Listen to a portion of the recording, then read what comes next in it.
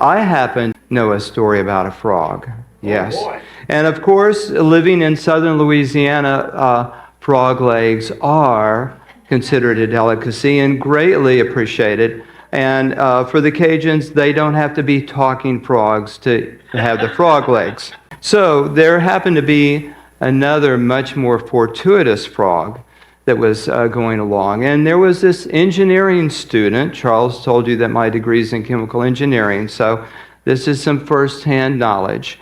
So this engineering student was walking along in the woods, and here's this voice that's saying, kiss me and I will become a beautiful princess. And the engineer looks around and doesn't see anybody. And once again, the frog says, kiss me and I will become a beautiful princess and I will fulfill all of your dreams. And he's looking around and she says, sit down here, the frog. So he looks at the frog and she says, kiss me and I will become a beautiful princess and fulfill all of your dreams. And he sticks the frog in his pocket and he continues to walk along. And the frog says to him, didn't you hear what I said? Kiss me and I will become a beautiful princess and I will fulfill all of your dreams. And the engineer looks at the frog and says, look, I'm an engineering student. I don't have time for a relationship, but a talking frog, now that's really cool. So once again, Charles, good job. The universe has created the comedy team. So today's presentation is on gifts from God. And there are many titles that could have been given to this presentation. It could be called Co-Creation with God, Finding Your Personal Purpose. And you'll see how all of this will wrap together. So the gifts from God assist us in co-creating with God. For us to co-create with God, we must have these 4 realizations. Number 1, we are children of God, as is everyone else. You'll see that's going to be very important. Number 2, how do we increase the size of our connection with God? Number 3, what does God desire for us to create? And number 4, how do we create it? Do these sound like good questions? Are these some questions that some of you have pondered from time to time? Good, I get a thumbs up from Charles. That's great. So I'm going to read 3 scriptures. The first one is from the Old Testament, the Hebrew portion of the Bible. It's Psalms chapter 82, verse 6. And it says, I have said, you are gods. All of you are children of the Most High. And now I'm going to shift to the New Testament, the first of the Gospels, Matthew.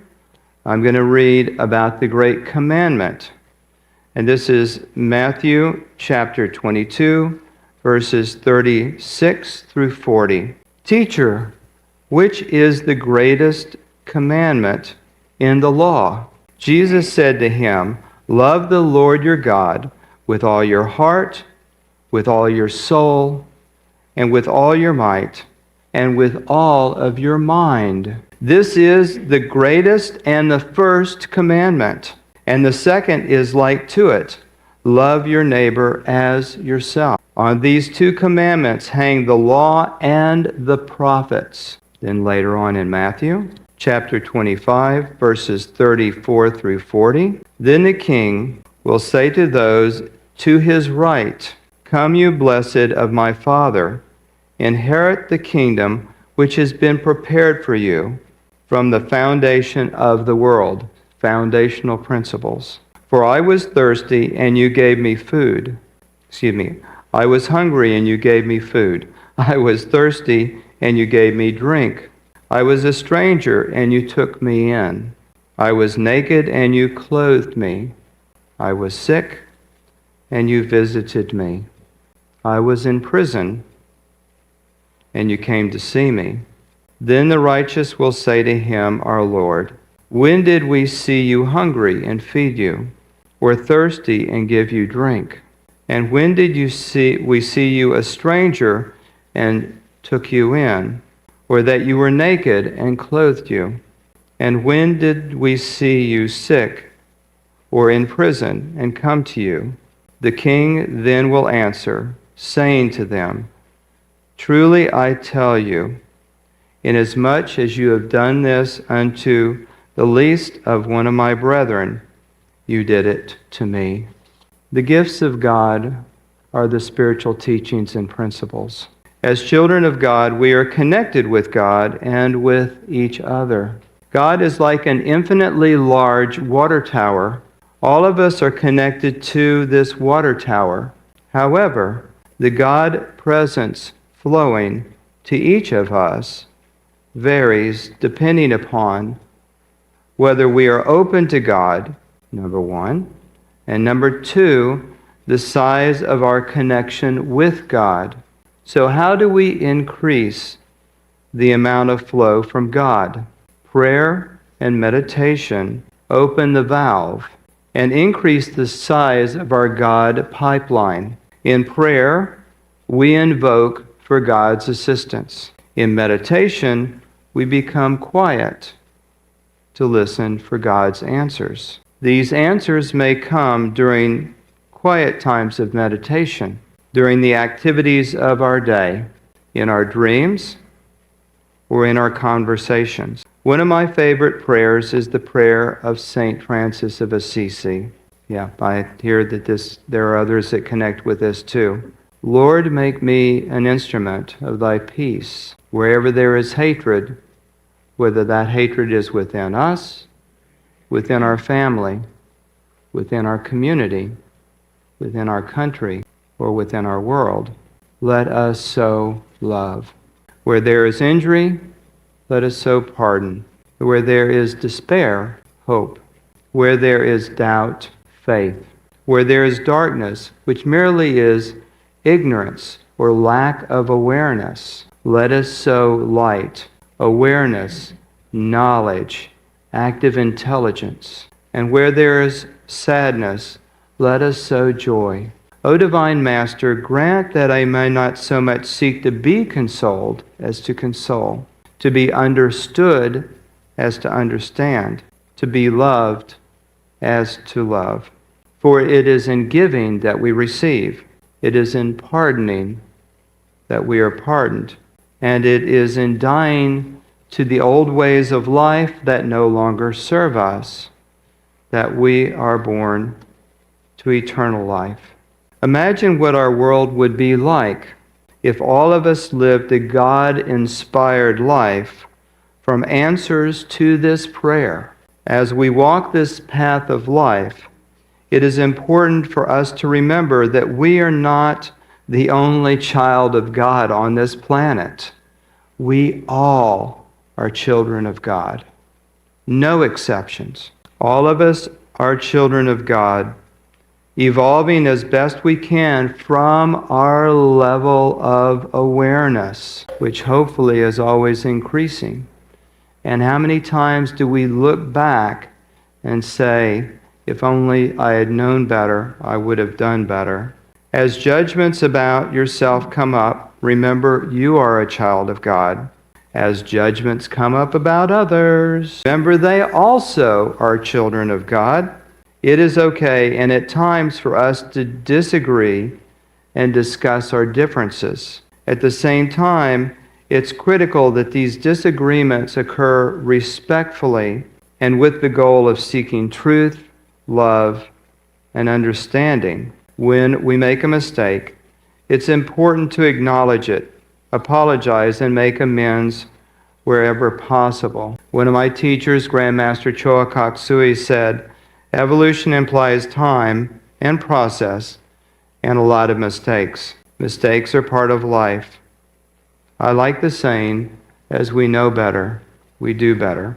I was reflecting this morning, and I know Charles is going to appreciate this with his master's degree in history. Back in the 80s, Ronald Reagan served as president for 8 years.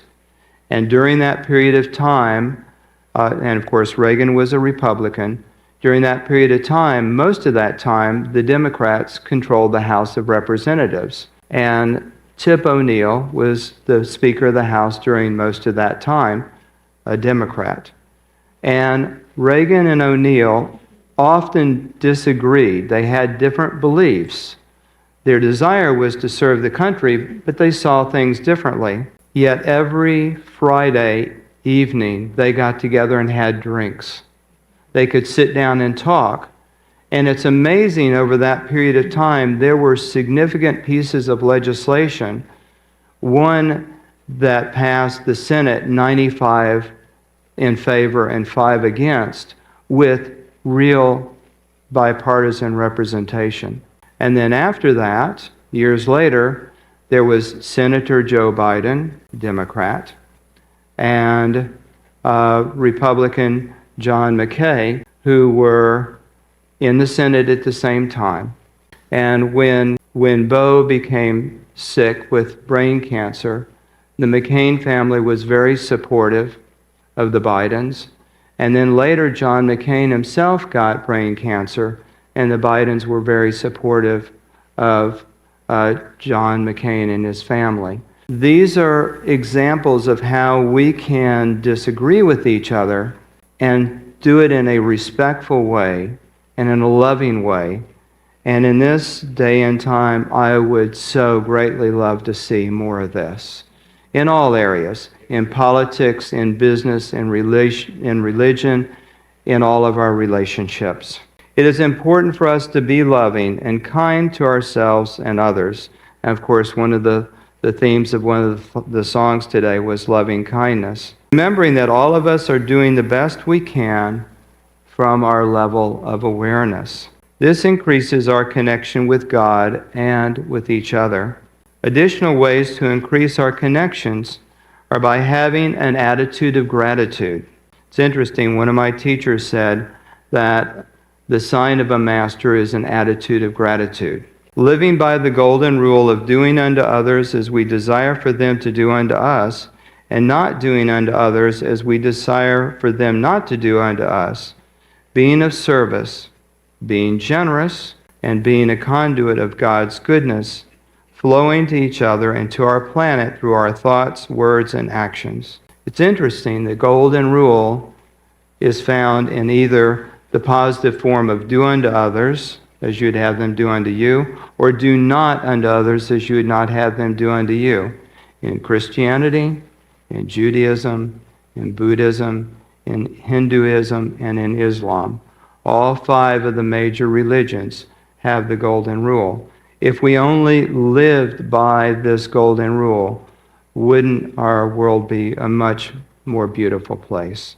Having an attitude of gratitude opens our hearts to receive more blessings from God. After all, if we're not grateful for what we already have, then how have we earned the right for more? A piece of wisdom with the golden rule comes in recognizing that what we sow with time, we will reap.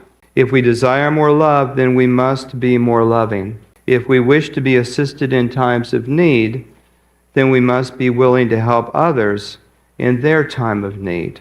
If we desire to have more money, then we must be generous in giving money to others. These are spiritual principles.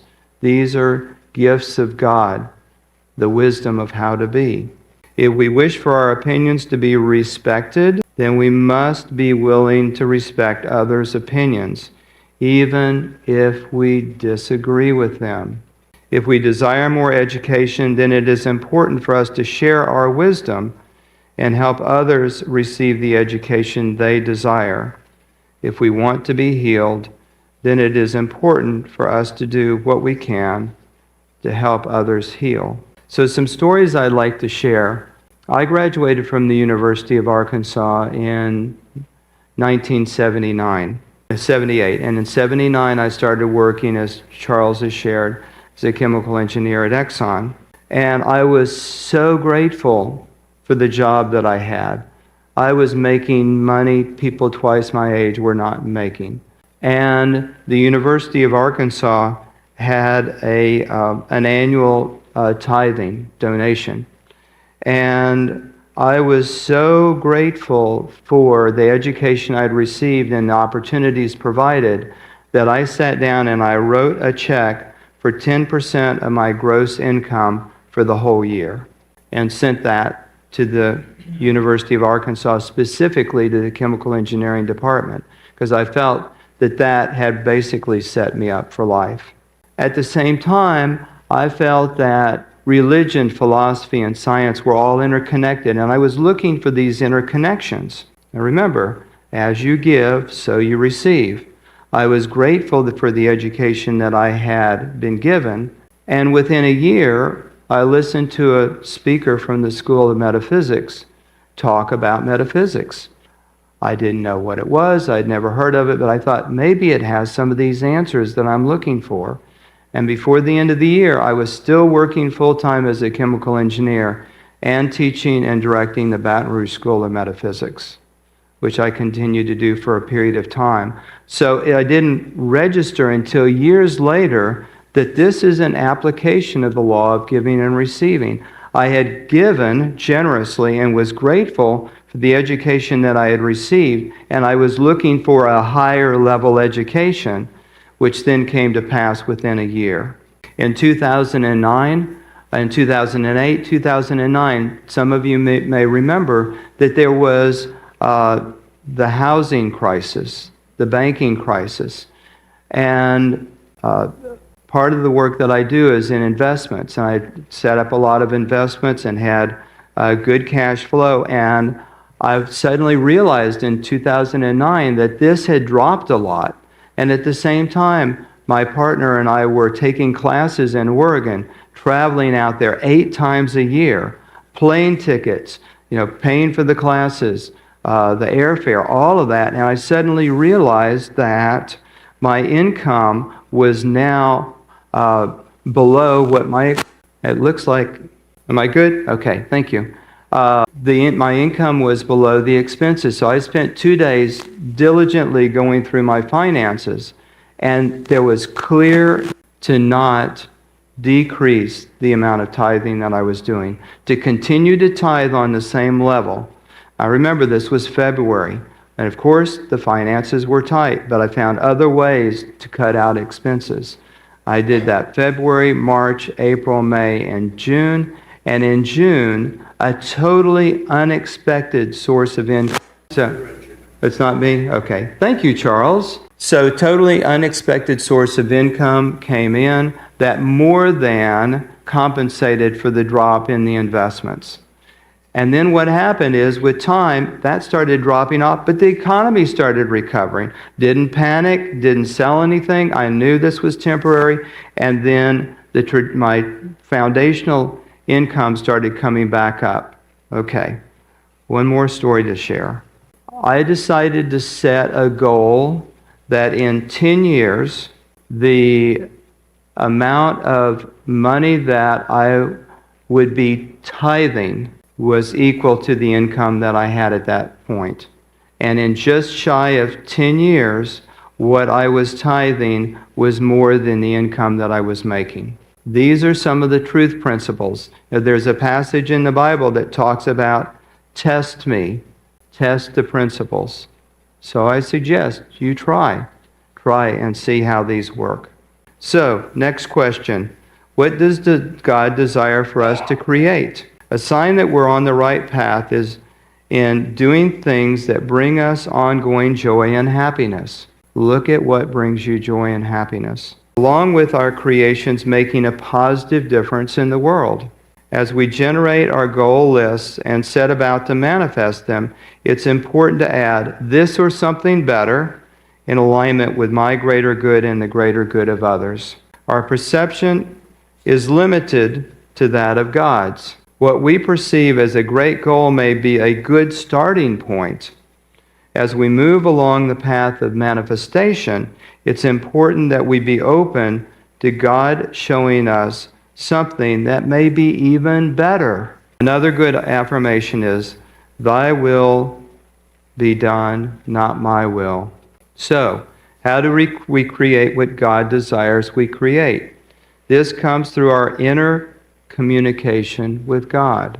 We already have talked about the importance of prayer and meditation. In addition, we may find it beneficial to do some form of inner reflection. Perhaps take time in nature, do things that bring us joy and happiness, or do whatever may assist us in hearing the still small voice within.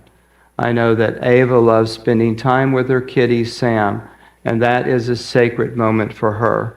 And for many of you, time with your pets is a sacred moment, a connection with God.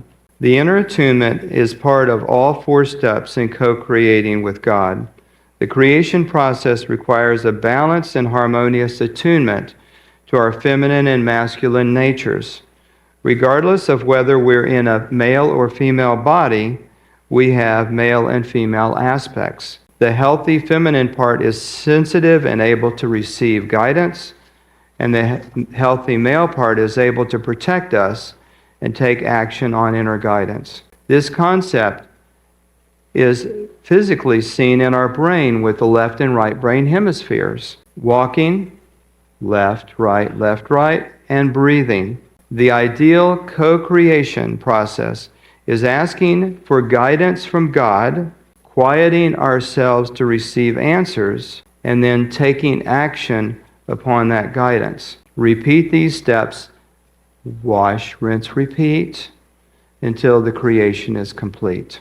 The process is extremely simple, just like the in and out of the breath. Along the way, be open to this or something better coming into your awareness. A part of my morning prayer is asking God to help me better perceive, understand, and embody who I am, knowing why I am here, and better knowing where I am going. As God continues to guide us, where we thought we were going to go when we began may not be where we end up. The end result is not as important as the enjoyment of life.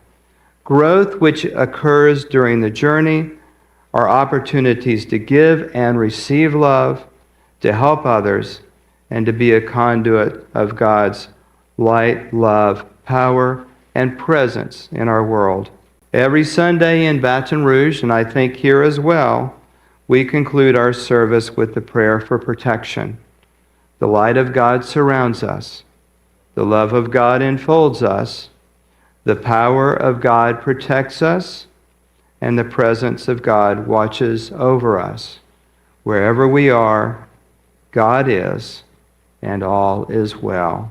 The degree to which we are living the prayer for protection and embodying the gifts from God is the degree to which we are co-creating with God and creating a divine life for ourselves. It's a pleasure to be with you here today.